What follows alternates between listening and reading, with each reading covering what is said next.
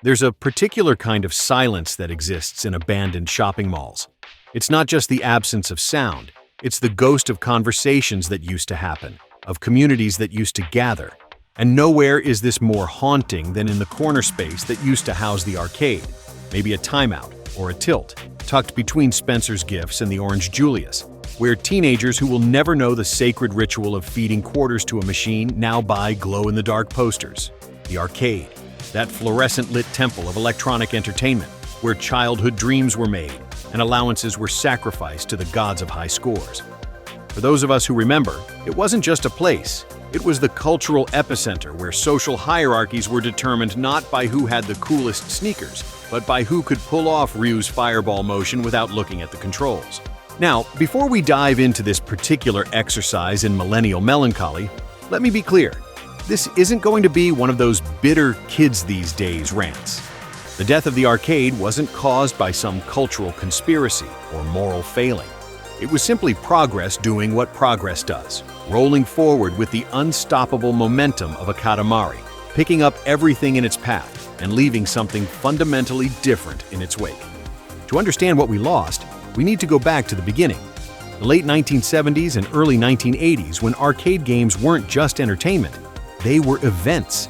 Pac-Man didn't just appear in arcades, he invaded them, turning every corner pizza joint and bowling alley into ground zero for a cultural phenomenon that would gross more money than Star Wars.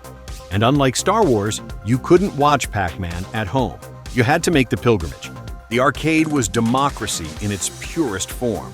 It didn't matter if you were the star quarterback or the kid who ate lunch alone reading Dragon magazine. In front of a Street Fighter cabinet, everyone started equal, broke, confused, and about to lose their first quarter in under 30 seconds. The great equalizer wasn't death or taxes, it was the insert coin screen. And that was the magic of it, wasn't it?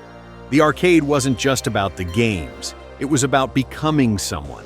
Every cabinet was an opportunity for transformation, a chance to shed whatever social awkwardness followed you through the school hallways and become, for a few precious minutes, a god of pixel-perfect precision. The modern discourse about online gaming often focuses on toxicity, as if bad behavior in competitive environments is some new plague brought on by anonymity and broadband internet. But anyone who spent time in arcades knows better. We had our share of jerks, the quarter thieves, the rage quitters, the guys who would unplug your machine right before you beat their high score. The difference was, these people had faces, bodies, the very real possibility of social consequences. More importantly, we had rituals, unspoken rules that governed behavior in ways no terms of service ever could. You didn't just walk up to a machine someone else was playing unless they were clearly struggling or had been there for an unreasonable amount of time. You put your quarter on the glass to claim next. You didn't talk during someone's clutch moment, but you absolutely lost your mind when they pulled it off. These weren't just games. They were social contracts written in the universal language of fair play and mutual respect. The arcade was a functioning society in miniature, complete with its own economy, its own celebrities, and its own justice system. But even as we were living through the golden age, the seeds of its destruction were already sprouting in living rooms across America. The Nintendo Entertainment System arrived in 1985 like a Trojan horse filled with convenience and comfort. Suddenly, you could play games at home. Home console games were still a pale imitation of their quarter-munching cousins, but they were there, available, patient. The arcade industry, drunk on its own success, didn't see the writing on the wall. Why would they? They were printing money faster than they could count it. Every new cabinet was an investment that paid for itself in weeks. The demand seemed infinite, the cultural dominance unshakable.